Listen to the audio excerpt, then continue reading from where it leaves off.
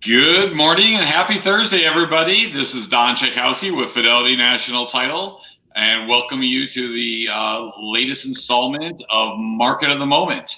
So this week we have Miss Sharon is out playing hooky, so we will miss her this week, but we will persevere and we will do a great show in her honor while she's out doing other fun stuff. So.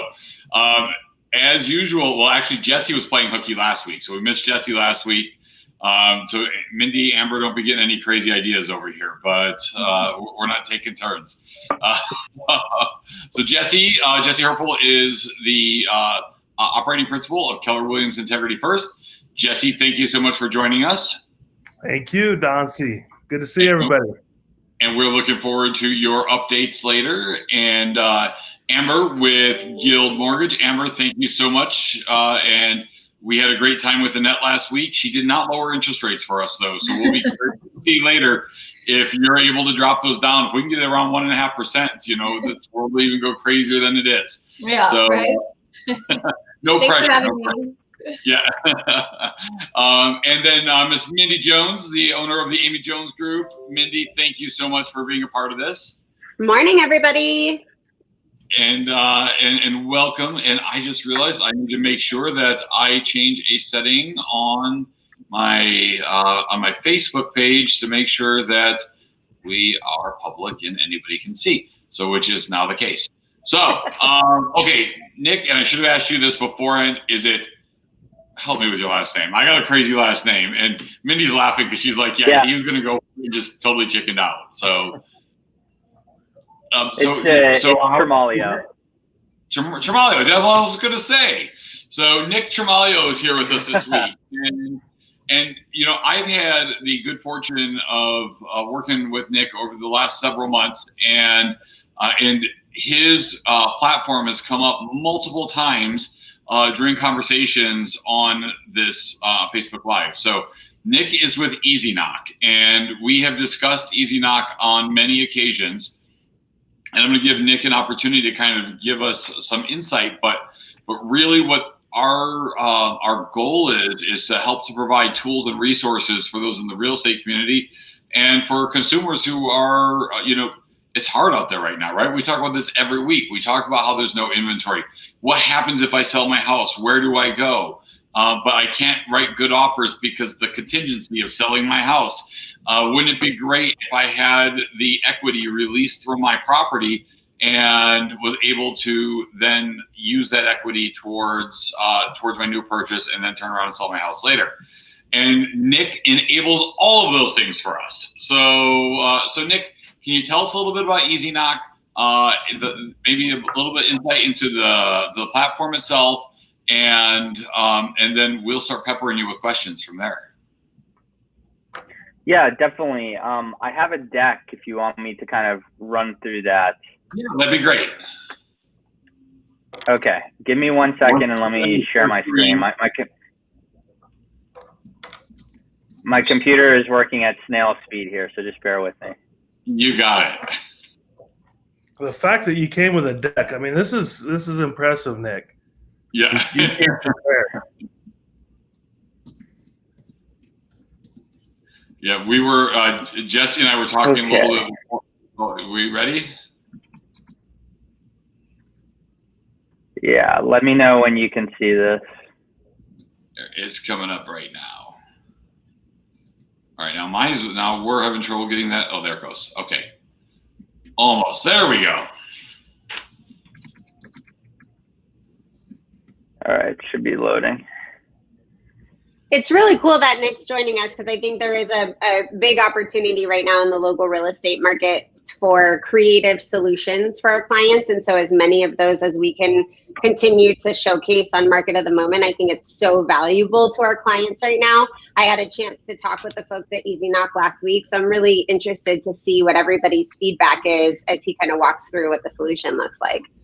Yeah, and as you guys are watching on Facebook, if you have questions, we should be able to see those if you post them in the comments, and help to answer any questions you might have as well. So, okay, Nick, back to you. Awesome. So thank you guys for that introduction. Super happy to be here. I'm going to keep this nice and brief for you guys. My name is Nick Tremaglio, as Don said. Today, I'm going to go over some of the product overviews, talk about some use cases, the benefits of EasyKnock, why this makes sense, especially in today's market. And then I have some example deals at the end. So if you guys have any questions for anyone who is on the stream right now, just throw those into the comments or the chat or however you can, and I'll do my best to address them. Otherwise, you can always reach me at nick@easyknock.com. Okay. Perfect. So let's get this going. Okay. So on the right-hand side of this slide, this is kind of going to give you a quick overview of who EasyKnock is. On the right-hand side, you see some of our largest partners. On the left-hand side, it kind of runs through our buy box. So this is pretty important information. So that's why I'd like to try and get this into your head first, right? So buy box, pretty wide open these days for EasyKnock. We can transact on homes between 100,000 and 2 million.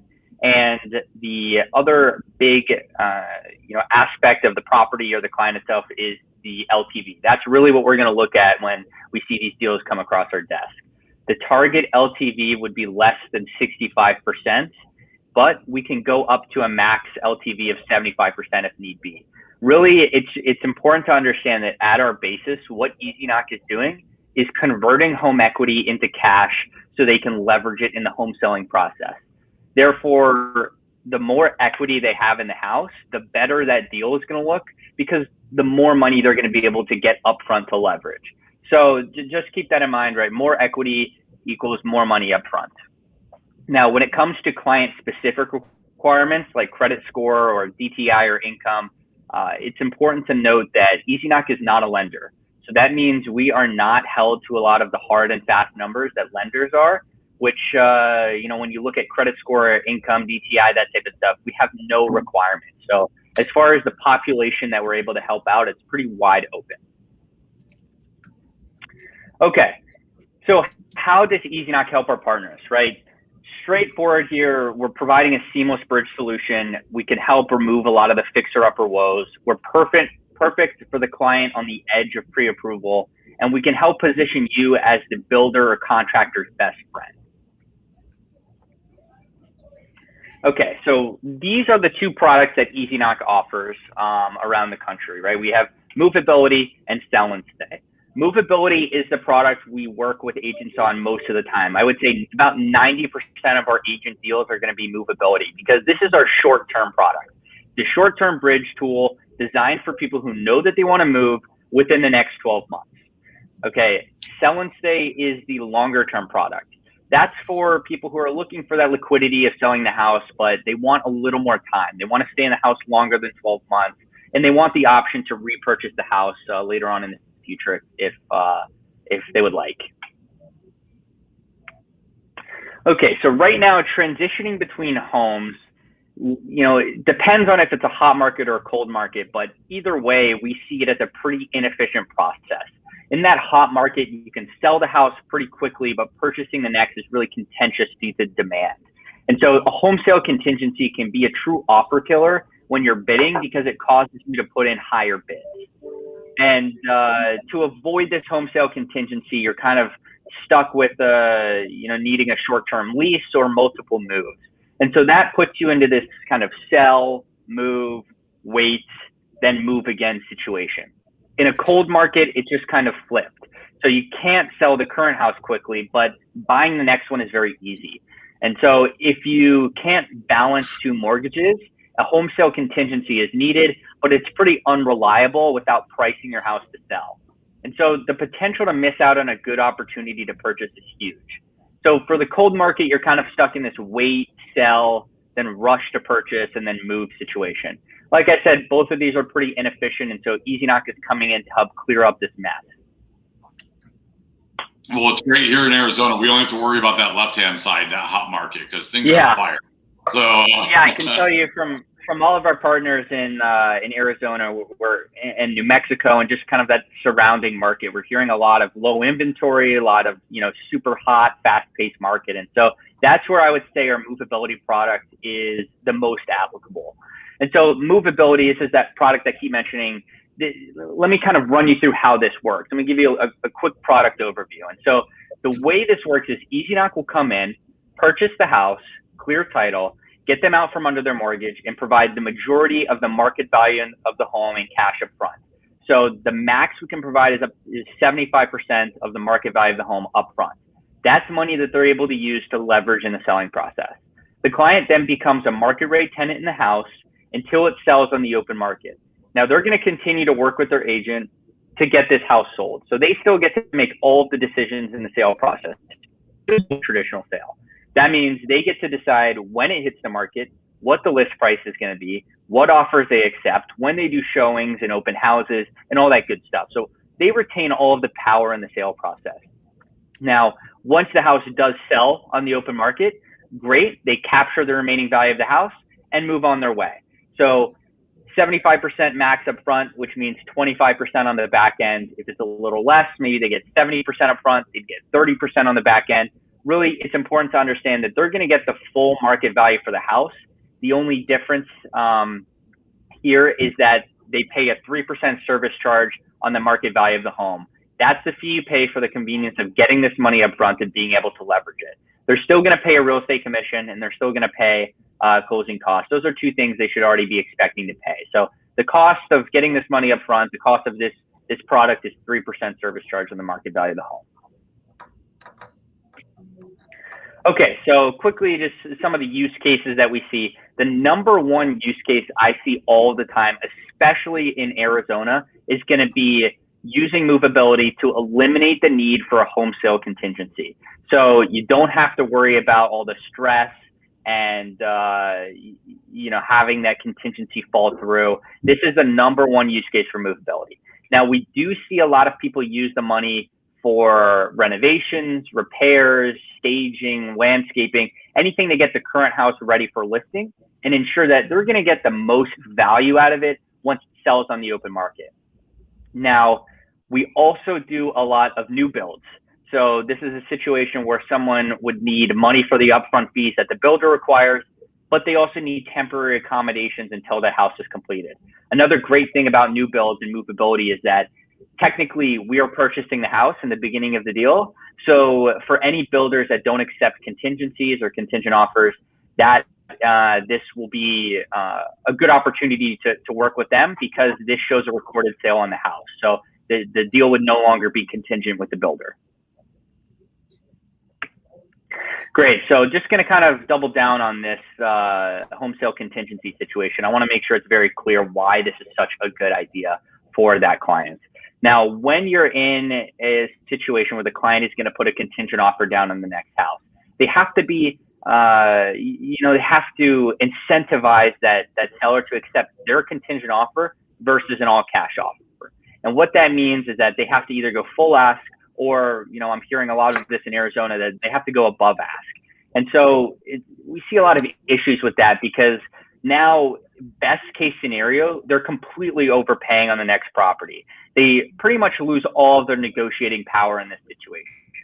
And so the other thing is that they have to deal with all the stress involved in this process. There's no certainty. And so a lot of times it falls through. It's just not a great situation for the client.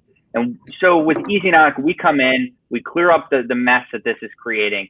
We are giving them certainty of knowing exactly what they're paying up front. They pay that 3% fee, but they know exactly how much money they're getting up front to leverage in the process. Now they have certainty of knowing they're getting these funds quickly up front and they're able to leverage them via a down payment on the next house. And so it just depends on what situation the client is in. But the best way to describe it is, look, if you're using a contingent offer on the next property, you're completely overpaying. With EasyKnock, you get these funds up front, and now you can be a lot more aggressive in your offer on the next house. You regain all of the negotiating power that you lost when you entered into that contingent situation.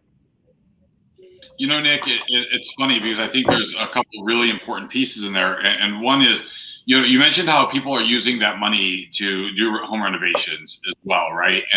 And we know, so right now all houses are selling quickly in Arizona, but those ones that are getting those significantly over asking price offers are those ones that remind us when we're watching HGTV, right? So those are the ones that are going the fastest and are getting all these multiple offers. And so really by leveraging this, if you don't have the cash available to do these home renovations, by leveraging EasyKnock, you can significantly push up what your sale price is and what your net is, your ultimate net on selling that house. Yeah, exactly. And another, all the while making yourself be a really good buyer. So for your next house as well. Yeah, another thing that we kind of help prevent is, a real deal killer is when they have identified the buyer for the property, everyone's ready to go. They do an inspection and some things come up on the inspection that freak the buyer out. That is, it's a horrible situation. We hate to see people, fall into that. And so what we kind of do when we're transacting on these houses, we're going to conduct an appraisal and an inspection in the beginning of the deal. So that should identify anything that would come up last second with a buyer and prevent that deal from going through. And, a lot of these people just don't have the capital on hand to address some of the things that come up on the inspection. What that means is that the buyer would significantly drop the value of the house on their offer. And so we can help prevent that by identifying these issues early on, helping them get the money they need up front out of the equity that they have in the house. And now they can use that money to fix up, these issues, fix up the house, get it truly ready for listing, and make sure that they are going to get the highest value once that house actually sells in the open market. So it really helps kind of prevent deals from falling through later on down the line as well. Now, this is the example deal for movability. Hopefully this will give a better overview of how this is kind of, playing out, how the transaction flows, and you guys can get a better understanding of movability itself. So for this example deal, look on the right-hand side here. We're going to use these assumptions. Let's assume we're talking about a $300,000 house. The client has an existing mortgage balance of $100,000. That means they have $200K equity in the home. The max funding percentage for movability upfront is 75%. So 75% of 300,000 is 225. That leaves 25% that the client gets on the back end of the deal once the house actually sells on the open market. So, right, they are getting the true market value of the house. We're just giving them most of it up front. They have some cash on hand to leverage, and the rest comes on the back end when it really does sell on the open market. Now, on the left-hand side, let's see how this transaction flows. EasyKnock is going to come in. We're going to get them that 225 at 75% up front. So that's at 75% appraised value. And we're going to subtract the mortgage balance and pay that off. So minus $100,000, minus EasyKnock's processing fee. That's a 3% fee right there. And then minus closing costs. The rest is what they get in cash, in hand, to leverage in the selling process. So for this example deal, that would be $113.30. Now, the client is going to be responsible for monthly rent. It is going to be market rent. This is just a number I use for example's sake. Now, we do have the option to defer monthly rent to the back-end final sale. So say the client wants no monthly costs. They don't want to have to worry about any of that.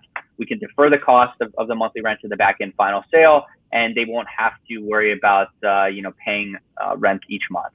Now, another thing I see is some people, if they're in a situation where the market rent is slightly higher than their previous mortgage payment, maybe they want to defer a portion of the rent to the back-end final sale so that their monthly cost is the exact same as before, when they were paying that mortgage. So that's another thing we can do as well. We want to be really flexible here and be able to kind of structure and build this product around the client and their specific situation. Now, on the back end of the deal, this is what it looks like once the house actually sells on the open market. The client is going to get that 25% plus any appreciation that the home incurs. We don't touch any appreciation, minus the agent's commission. So just like in a traditional sale, you're going to get your full commission. The client gets any appreciation that the home incurs. So, in these deals where they're, selling for above ask, you're getting into a bidding war or something like that, the client and the agent are going to fully benefit off of that. EasyKnock doesn't take a fee off the back end. Now, option two is they deferred some of the rent.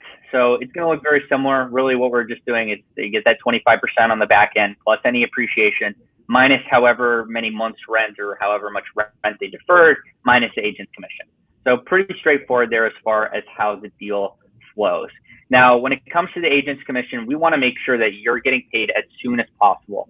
And so what that means is EasyKnock is going to front 1% of the commission for you up front. Assuming you're in a 6% market, you would get the remaining 2% on the back end once the house actually sells on the open market.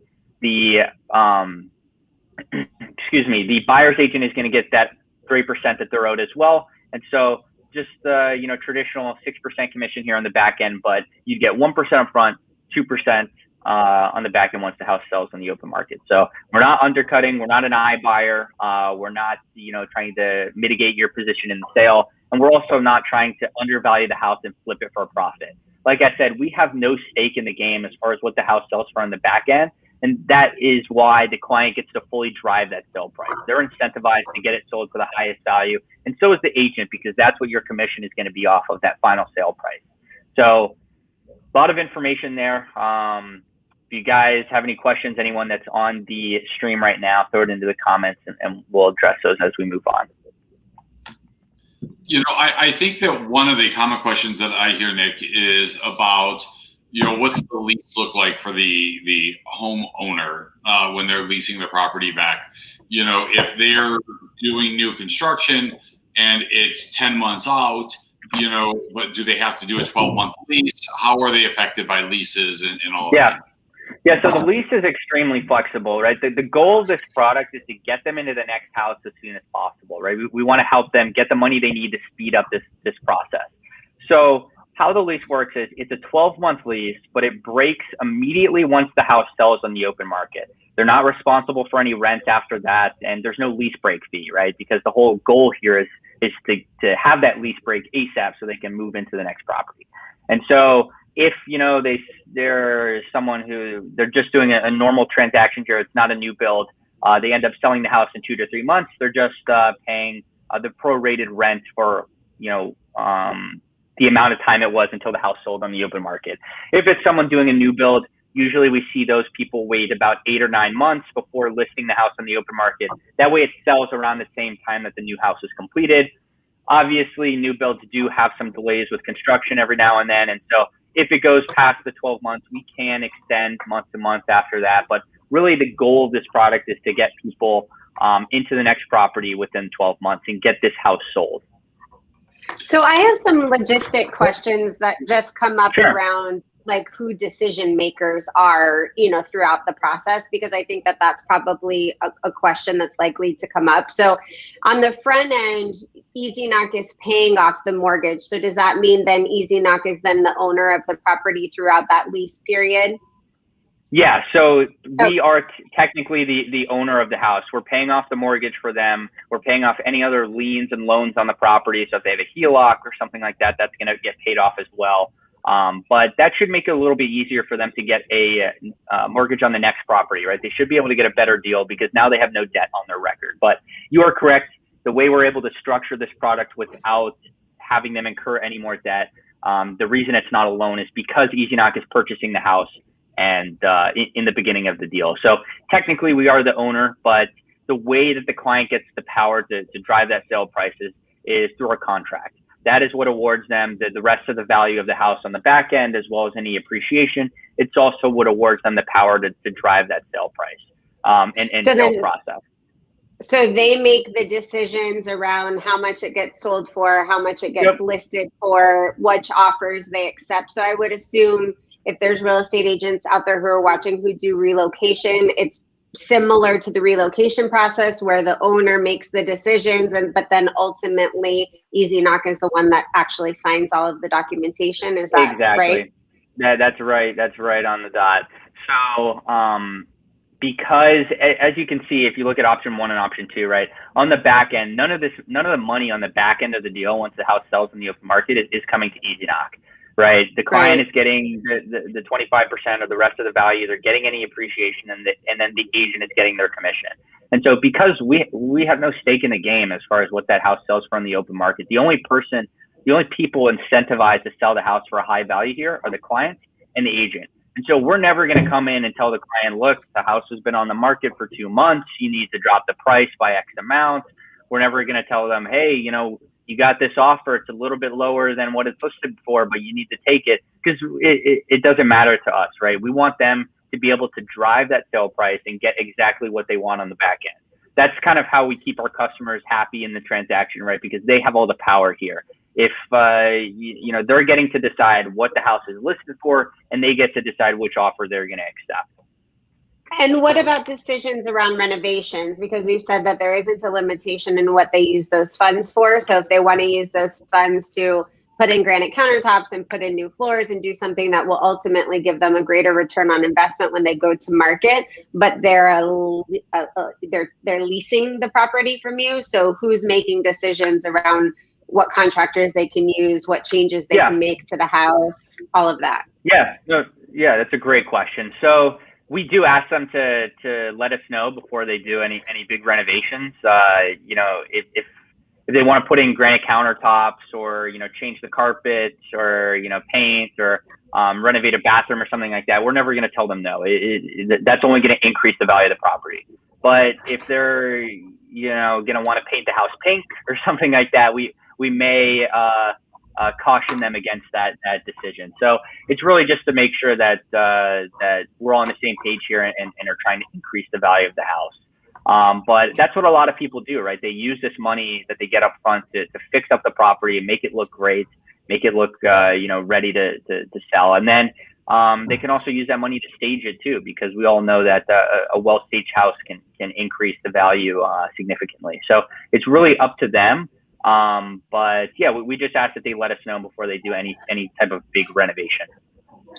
And then one last question. Sorry, just one more thing. So obviously right now we're on pace for 19% appreciation in the Valley, with a potential to hit 30% appreciation annually this year, as we're tracking 2 to 3% appreciation each month. So the anticipation obviously would be that at the time that they, you know, go under contract and forecast a certain number, that when they go to market, that number will be significantly higher.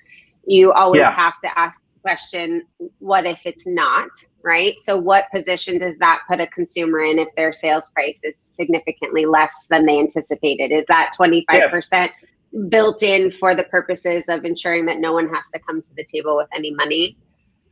No, so the way that works is it's going to be no different than a traditional sale. If the house sells on the back end for less money than they expected, they're going to get a little less, right? It's the way this works is they're completely driving that sale price. So if it sells for less on the back end, it's because they either listed it for less or they accepted a lower offer. And so because we have no say in the process there, we're not telling them, you know, which offer to accept or what to list the house for. If the house sells for a little less, it's just like a traditional sale where they listed the house on the market and ended up accepting a lower offer. So they have all the power there to drive the process. And so that's kind of how it works, right? The 25% on the back end is assuming that they're selling it for the exact same amount that it was priced in the beginning of the deal. And so the way we come up with this purchase price is going to be through the agent's opinion of the estimated market value, the appraisal, and the inspection on the house. And so that is the number we're able to fund off of. But like I said, they're able to list the price or list the house for whatever they would like and accept whatever offer they want. Yeah, and that's really so basically the seller participates in the appreciation. Yes. The seller participates in the appreciation. In the event, to Mindy's point, I think what she's getting at, obviously, if there was a market correction or for whatever reason, let's say the property sold for 35% less than what the established purchase price was up front. Yeah, we're never going to ask them to make us whole or bring money back to the table. That's a risk that EasyKnock runs, you know, owning a business like this. So in the event of some, you know, catastrophic market disaster and the house sells for lower than that 75%, that's on. I mean, we're going to lose money, just like the client's going to lose obviously a ton of money because they're expecting to get this 25% on the back end, but we're also going to lose money in that situation. So I can tell you, I've never seen a house come anywhere even close to that, and hopefully I never do. But it's a good question. I mean, I think the takeaway there, right, for the consumer is that this business model is built on an appreciating market. And so so as long as that's all documented for a client, I think the takeaway is that's what we're expecting as an industry to happen. At some point, the market is going to correct and there will be a change and there will be a need for different types of solutions. That's why we call this the market of the moment, right? This is the current environment and the solutions are built for the current environment. So if organizations are banking their business model on that is the projection. So I think that is a good takeaway for consumers to get from this. You know, I had a conversation with this about this with somebody recently, and they were like, well, you know, then the homeowner loses the money. I'm like, well, what's the difference, right? They would be losing that money otherwise, you know? Yeah. So it's like this situation is creating a loss. You know, if a crack house pops up next door to you next week, that's going to be a real issue that is going to affect the value of your house when people come to look at it. So yeah, it should be looked at no different than a traditional sale, right? It doesn't matter if EasyKnock is involved, if you're doing movability or not. Sometimes the market moves up, sometimes it moves down, and in both situations here, with movability and in a traditional, you know, normal sale, the client is responsible for listing, deciding when it's going to hit the market, deciding what the list price is going to be, and deciding which offer they accept. So they completely drive that process. So the whole sale on the open market should look exactly like a traditional sale to them. Yeah. So and one other neat side benefit to all this is that, you know, that there's some hidden inventory out there now as well, right? So if one of your partners is helping their homeowner with this process, because they're doing a new build, and we know that new build's not going to be done for 9 months, we know that this house is going to the market in 9 months. So the reality is that that they can now start talking to their client base, their buyers, about the potential of this property hitting the market in 9 months. So there is the ability to start planting that seed. And Nick, there's no restrictions on that buy side commission, right? There's nothing to stop. If you bring the seller and the buyer, you're able to double in that commission. Yeah, right? Yeah, that's a great double dip situation. No, and even the amount of the commission is, you know, we don't tell you guys what you need to charge there. So if you normally charge 5%, you can do that. If you normally charge 6%, you can do that. And so it should look just like a traditional sale for the agent as well, as far as commission goes. Excellent. So once EasyKnock's acquired the property, you enter into the landlord-tenant arrangement, right? And then on the back end of that sale, there's 25% of equity or more or less, give or take, right? How are you structuring the deal to where the now tenant is paid the 25%? Yeah, so really, you know, the easiest way to describe it is on the back end. What we're going to do is say, okay, say the house sells for $300,000 on the open market. What we're going to do is subtract the amount we provided up front. So if we gave them 75%, like in this example deal, we gave them $225 up front. We're just going to subtract $225 from the $300,000. And so that would leave them with $75,000. If it sells for $330, we still only subtract the amount we provided up front. So that's how it kind of keeps them. Yeah, no, I understand math. How are you structuring a contract so that they're paid on the settlement statement? Yeah, I'm a little bit confused by the question, to be honest. Okay, so let's say there's $75,000 in your example left in equity at the sale. The seller, original seller, is now a tenant. EasyKnock's the landlord.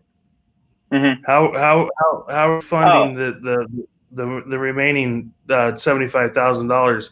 How are you getting that to the original seller that is now a tenant? Okay. All right. Yeah. Sorry about that. I was just a little confused in the beginning there.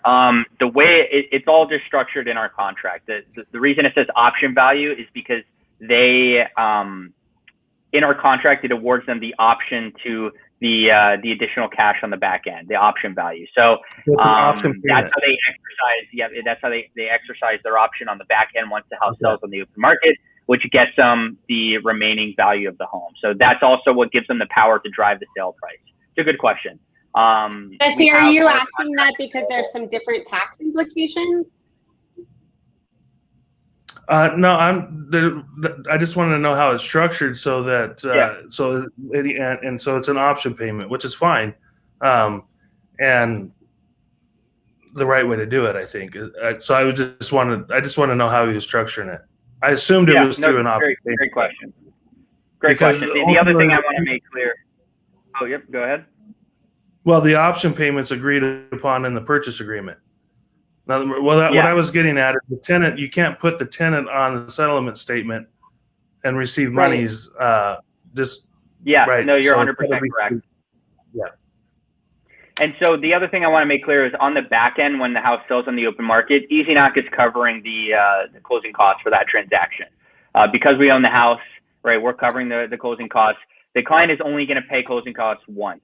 And they're only going to pay a real estate commission once, just like in a traditional sale. So EasyKnock covers that on the back end. But yeah, that's how the contract works. I totally understand if that's a little bit confusing for some people out there. You can reach out to me or reach out to Don. We can get you the sample contracts as well. So so that you can run through them and take a look. Based on so who's EasyKnock funded by? Yeah, another great question. So we have raised, a Series C at this point level of funding. So I think at this point we're at about $45 or $40 million that we've raised in equity funding, and then we have an extensive credit line that is up to over $350 million. I think it's nearing about $400 million now that our credit line exists. So we have an extensive amount of funding to go out and purchase homes. That's why our buy box is pretty wide open, right? We're able to transact up to $2 million on a single property. Essentially, EasyKnock's funding is never at risk of running out. Okay. Man, there's a lot of money out there. So yeah. And a lot of it wants to enter the real estate market, right? So what's what's the win for EasyKnock? I mean, ultimately, it sounds like, if I'm understanding it correctly, that 2% is the fee. It's 2.99. 2.99. 3%. Yeah, 3%. Okay. Yeah, exactly. And you're going to have and you're going to have 2 sets of closing costs in that transaction? We have one set. The client pays the first set, we pay the second set. So yeah, we make even, we charge a 3% fee, but we also cover the closing costs on the back end. So we're not even making this much money on the deal. I'll tell you right now that we have 2 products, movability and sell and say. We make significantly less on movability deals. The amount we make is the majority of the money we make are on our sell and say deals. And so movability is a product that we designed because we saw a lot of people using our sell and stay product as a bridge tool. And we realized that it wasn't exactly fair for someone in a short-term situation to be paying that, because, as I'll get to in a second, sell and stay has an additional fee. And so we developed movability to be more applicable to the people in kind of the short-term bridge solution market. And to be completely honest, we don't make a lot of money on these deals. And so it's something that we continue to do because we want to build up our partner relationship with agents. And it's more valuable to us to have an extensive agent partner network than it is to make a ton of money on each one of these deals. And so we make a little bit of money. We do incur a lot of risk, but I will say that it's something that we're doubling down on right now. We're expanding our movability reach, and it's something we're really focused on kind of building up in today's market. And I think, Jesse, right, again, I always like to go back to the message to the consumer, because I do think while we have a lot of real estate agents who watch this, and it's great to provide value there, I think we have a lot of consumers who are watching. And I think the message, again, is about the market of the moment. And it's something, right, Jesse, that we talk about all of the time, is that the market is going to change. There's going to be shifts. And this is a product that probably has a certain shelf life, right? And as it gets used and leveraged and manipulated, may change over time. So there, again, back to kind of the sense of urgency for our clients out there who are looking for opportunities to take advantage of the current market. We've got a lot of really creative ways to do that, but there is a sense of urgency to do it now because things are going to start to change and evolve as we stay deeper and deeper in the type of low inventory market that we're sitting in. Yeah, exactly. Yeah, well, I was pointing that out from the perspective of the cost to the seller of utilizing this specific tool is very minimal. Yeah. And not only that, if our market stays as strong as it is currently, it's paying for itself, right? Because if you sell the house and go do a short-term rental, then you're not getting to collect that appreciation over the period of time, right? You're also paying for a double move, right? You're paying to move into the short-term rental, which is going to be extremely costly as far as the rental cost and the moving cost. You're also having to pay for temporary storage, and so we kind of eliminate all those costs.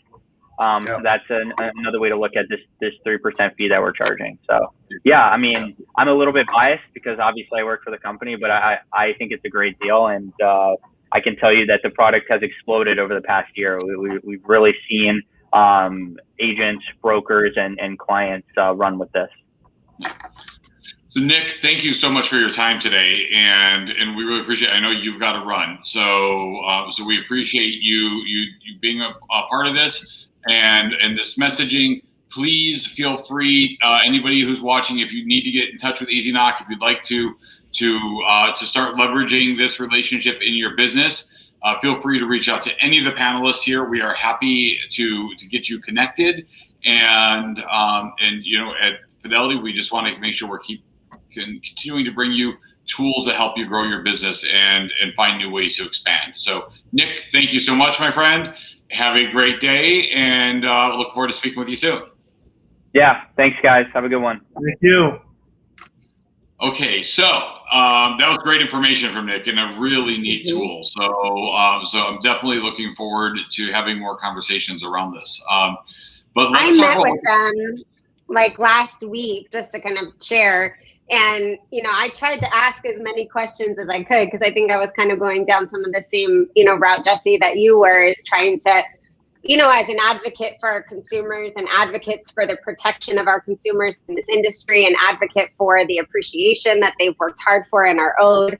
You're trying to, poke holes in the solution and find where the potential gotchas are and, make sure their intentions are right, assuming that they've got their own, sort of agenda at mind, and there's a lot of things about the program that I think could work for somebody. And I think it just goes back to that same thought about the market, which is you can do this 100 different ways. You need to have a real estate agent who can guide you through which of these solutions are the best because we've taken the time to actually vet them and understand the industry well enough to be able to vet them, right? It's like a person trying to vet mechanics when they're not a mechanic, right? Like you just don't have the knowledge to vet. So you need the person to be able to vet and then help you kind of pick the right solution. But there's a lot of things about the program that I think, might work in conjunction with taking advantage of the current market. Yeah, for sure. And I think that it is one of those things where you're right, Mindy, because it's not going to be a fit for everybody, right? I mean, the reality is you have to be in that right equity position. If you don't have the need for leveraging that money, then you shouldn't, right? That's but it really can make a difference for a lot of people who are feeling kind of stuck right now, that they can't move because what will they do? Where will they go until they get into the next house? So. I'm going to test it on my address. I told them that I would be doing that so that I could kind of see the full life cycle of the process. So that as we're out talking to our clients about it, we can actually explain to them what it looks like, what the contracts look like, what the communication looks like, what that whole process looks like, because there is a quote unquote kind of inspection process to it. Sure. So I'll be going through that, and I'm happy to share that experience too. Love it. Yeah, that'd be great. We'll look forward to that update. So. Okay, so. But I'm not moving, just to be clear. Okay. Not for 12 months anyway. Yeah. Not today, at least. Yeah. Okay. Well, let's shift over to Miss Amber Kovarik, and let's talk about what's happening on the mortgage side of things. And Amber, what is the latest?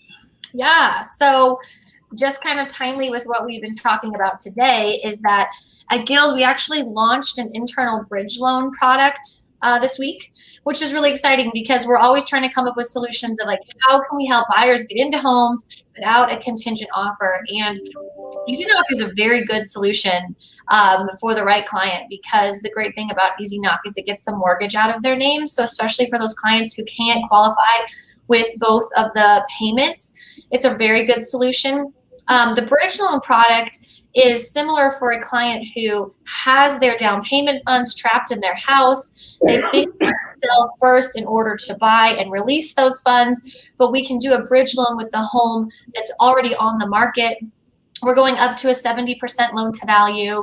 We need a 720 credit score, and it's a short-term loan that's due and payable on the 6th month. So it's really just strictly a loan to help them bridge into their next property. So that's something that we'll be talking more about as we're strategizing with our clients in the initial consultation about which solution is right for you to help you win in this market and to buy sooner.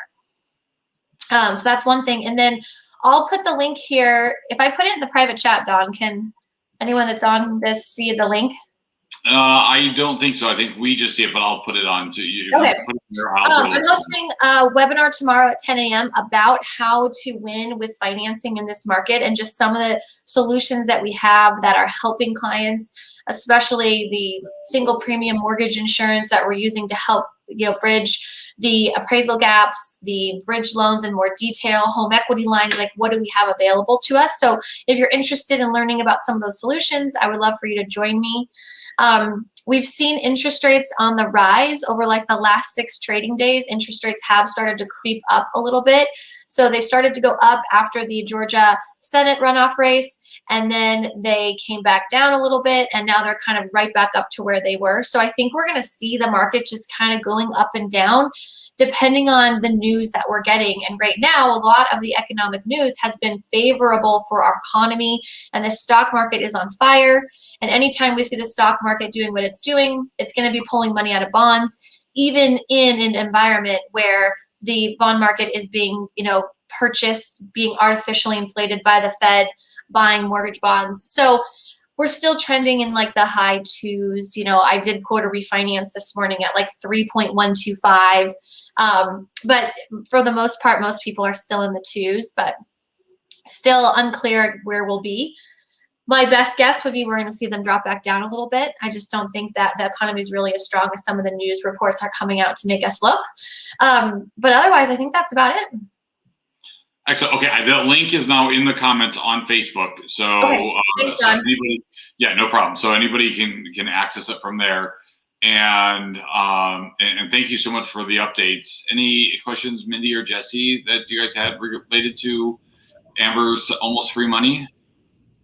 Yeah, no, I guess what is the swings that you're seeing from in a 5 to 6 day period?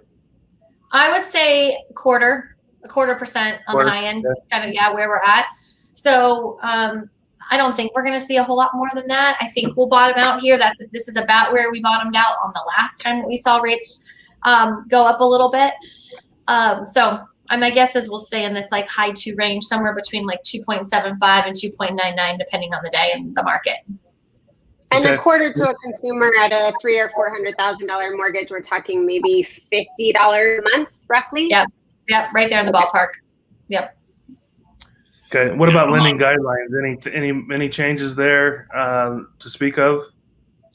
No, not drastic. Just still the same thing with self-employed and having to get proof that the business is operational at the same level that it was per the last tax returns. So as we're coming into 2021's tax season for filing 2020's, we're just going to have to be very on top of it. Like, when are you filing? How is it going to look? What is our explanation going to be if it's lower? And make sure that we're good. So I just think self-employed will get a little bit more challenging as we start getting into this tax return time. Okay, so to that point, if you are self-employed and your filing is going to be your net income or taxable dollars are going to be less than they were in 2019, it's probably We need to talk advantageous about it. to get on it now and get something bought. Yeah. Right? Yeah, we need to strategize around it because we're really digging into it in the lending industry right now. And so we need to be having some very proactive conversations about what that's going to look like to make sure that we're setting them up for success, because we don't want to be in the middle of a transaction or have buyers out there home shopping while they're planning on filing their tax returns. So we need to make sure we're timing it right. So I think that's really important when it goes back to our conversation, sorry, Jesse, about having the right partners. While the market may not feel volatile from the perspective of the interest rates not swinging from end to end, the overall market is volatile from the perspective of changing requirements, right? Because we're in a time that people haven't experienced before. The inventory is now lower than it was in 2005. We've hit record number of sales volume in January. I mean, these are really big changes, and they're not just in Arizona, although I think you're certainly seeing them, you know, at a greater level here. But at any point, these lending guidelines could change, not so much guidelines, but requirements for documentation. And so if you don't have a partner who is well-versed and prepared for those types of changes, you can be caught in a situation where you're not able to move forward or something happens that you're not anticipating. So again, back to having the right people on your side, you need to have full-time people. You need to have people who are watching these numbers religiously, paying attention to the changes, anticipating those documentation needs. I know that's something that Guild is really good about. Just like she said, they're strategizing, right? You don't hear everyone using words like that. They're asking the questions and anticipating what could be needed, even if it's never actually going to be needed from the borrower.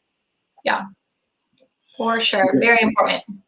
So, Jesse, Mindy, tell us how things are looking out there in the trenches. How are we doing in our Arizona market at the moment? Well, let's run through some quick numbers here and show you.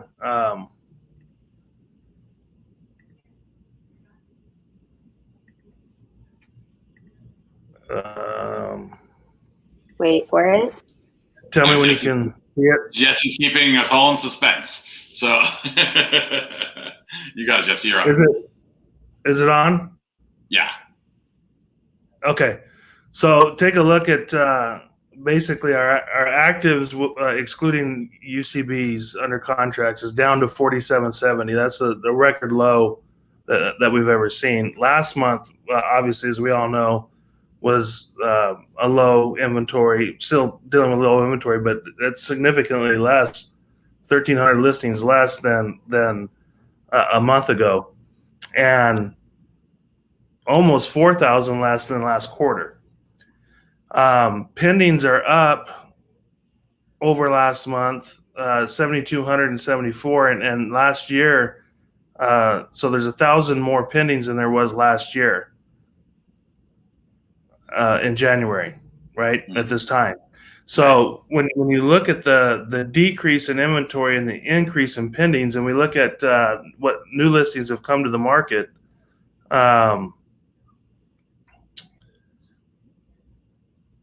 where to go? You just passed it, just down a couple.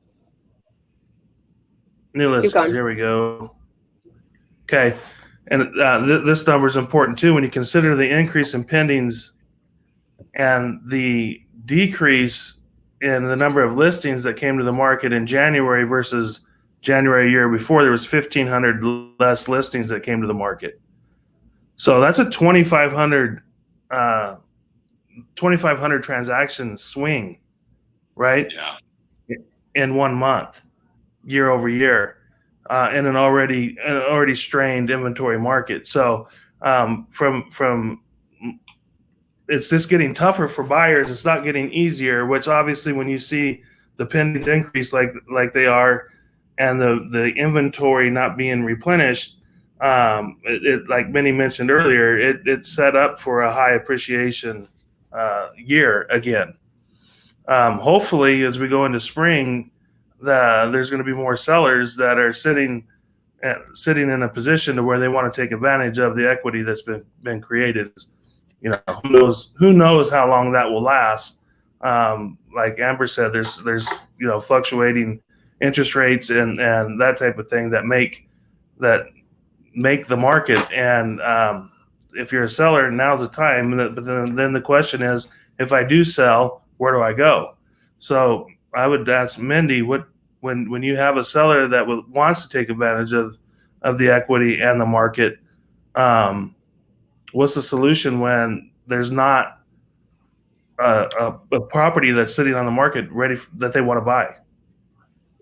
Yeah, and that's really the conversation that we've shifted to quite a bit over the last couple of weeks and I think we talked about this a little bit last week, but really separating their needs as a seller and a buyer and having a conversation with them about how they want to take advantage of the market as a seller and how they want to take advantage of the market as a buyer, and separating those two a little bit. Because as a seller, they want to take advantage of it now and they're ready to take advantage of it now. And so we've got to get their home ready and sold and allow them to get all of those funds in their pocket. And we're seeing more and more folks go immediately into a rental. So a rental used to kind of be like our backup plan. So we would start to look on the market, and if we couldn't find what they were looking for, then we would go into a rental. What we're seeing now is we're securing them a rental. We're getting their house listed and sold. They're getting the monies, and then we're immediately shifting into looking to help them buy in the current market. And so even the need to break a lease, it's typically 1 month's rent. We're making sure obviously that they're reading the lease and that we know what they're getting, themselves into, but it's typically 1 month's rent. That's typically your skipped month payment when you move into a mortgage. And so it's not even costing them anymore. In fact, it's saving them $20,000, $30,000, $40,000 because they're able to get into a home rather than wait to sell their house until it's time for them to move. And we don't know that is going to work out for them the same way. So we had an interesting conversation with the team this morning. We've got a lot of clients who say, what if this happens? What if the market corrects itself? What if, the interest rates change? What if the prices change? And we're really trying to look at it as even if, right? Even if those things happen, you are in a better position today than you are in a good position today. You are in a good position today to secure housing for your family, and that's going to look different based on the seller's needs. So it's really having that conversation up front and then doing everything that we can to maximize their position as a seller in the market today. Yeah, and I think that it's so important that you take that whole approach, Mindy, that you're looking at everything, right? And trying to be that problem solver, to be the solution for your clients, to figure out how you can achieve the goals that they want and still, protect themselves in that process. So it's funny because our time has really flown by today, and so I really appreciate everything and the input that you guys have given. Next week, we're talking lead generation. We're going to have somebody on, Andrew Cavalas from Austin, Texas. He builds out lead generation systems for teams and agents across the country. And so he's going to be sharing some insights into what that looks like. And when we're talking that type of lead generation, we're typically talking lead generation for new listings. And that's what I think we all need to be talking about when it comes to this, because helping those folks who are on the fence see how they can make things happen is important, and having a trusted professional is going to be a big deal around that. Mindy, you have a very big and exciting event tomorrow as well. Can you tell us about that?